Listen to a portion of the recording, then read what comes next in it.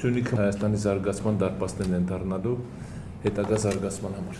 Եթե մենք կարողանում ենք դարպասները բացենք Սյունիքի, ես նկատի ունեմ 43 կիլոմետրի հնարավորություններ, ուրեմն իսկապես վստահ եղեք, որ ապագան զարգացման առումով շատ մեծ հնարավորություններ է տալու մեզ։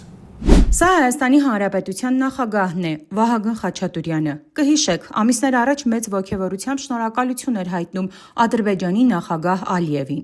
Այդ նույն մարդը նաև խոսել է Սյունիքի դարպասների բացման մասին։ Իսկ գիտեք, թե իրականում ինչ է նշանակում Սյունիքի դարպասները բացելը։ Սա ավելի մեծ հնարավորություն է ոչ թե մեզ հայերիս համար, այլ հնարավորություն է թշնամու համար, ում առջև վերջապես ամբողջովին կբացվեն Հայաստանի դռները։ Օրեր առաջ անդրադառնալով այս հարցին, հենց Սյունիքում տեղական լրատվամիջոցին տված հարցազրույցում Նարեկ Կարապետյանը ընդգծել է, որ այս հարցով մեծ մտահոգություններ կան, որովհետև լավ գիտեն թշնամու նկրտումները Հայաստանի Հանրապետության տարածքային ամբողջականության վերաբերյալ։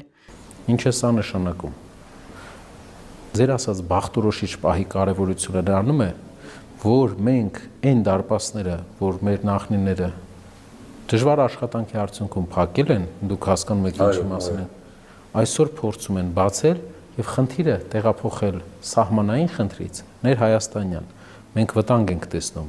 որ հարևան երկիրը ունի նկրտումներ Հայաստանի տարածքային ամբողջականության նկատմամբ, բայց ոչ թե ուղիղ, այլ իր ազգին Հայաստան տեղափոխելով, ադրբեջանցիներին Հայաստան ինչ-որ մաս տեղափոխելով, օրինակ, Մեղրիի շրջանի Նռնաձոր գյուղ, որը իրենք Նյովադի են կոչում։ Օրինակ, Սիսյանի գյուղերը փորձեն ինչ-որ ձև ներազդեն Հայաստանի ներքին կյանքի վրա, սկսեն Հայաստանում արդեն դառնալ որոշիչ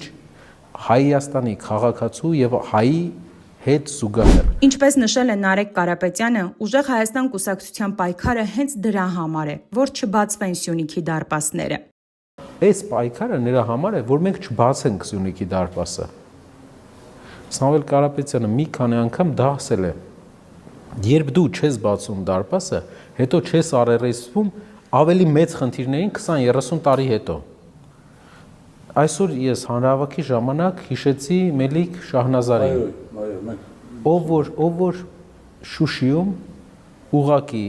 փանախ իմ հիշելով խանին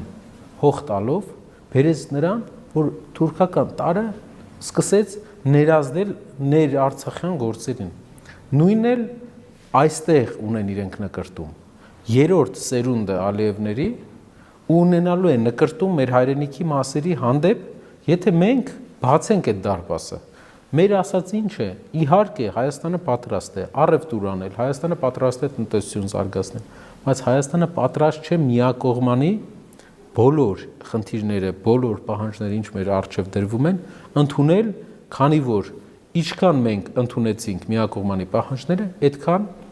պահանջները ավելի շատանալու են։ Նարեկ Կարապետյանը նաև շեշտել է, որ այո, պետք է ստորագրենք խաղաղության պայմանագիրը, որը անպայման երաշխավորված կլինի տարածաշրջանային երկրների կողմից։ Ուզում եմ ասեմ, ինչպես դուք ասեցիք, պատմական պահը այստեղ է։ Մենք տեսնում ենք, որ Հայաստանը պետք է ուժեղանա եւ պետք է ունենա երաշխավոր, մեկից ավել երաշխավոր, քանի որ մեկ երաշխավորը խնդիր է։ Իրենք տեսնում են, որ Հայաստանը պետք է զիջի, ենթարկվի ու դրանով կբերեն իրենք խաղաղություն, բայց զիջելով, ենթարկվելով այդ ազգի հետ դեռ ոչ մեկ խաղաղություն չի ստացվել։ Այնպես որ այս տարվա ընտրությունները հատկապես բախտորոշիչ են մեզ համար։ Հունիսի 7-ին ընտրությունը լինելու է ոչ թե պարզապես քաղաքական ուժերի միջև, այլ մեր լինելիության, ազգային մնալու կամ թրքահպատակ դառնալու միջև։ Եվ կարևոր է ուշադիր լինել այսօրվա իշխանությունների խոսույթին։ Ըստ էության Նիկոլ Փաշինյանը խաղում է բաց խաղաքարտերով։ Չի թաքցնում, որ իրենց նպատակները ուղղվում են դեպի Ադրբեջան եւ Թուրքիա։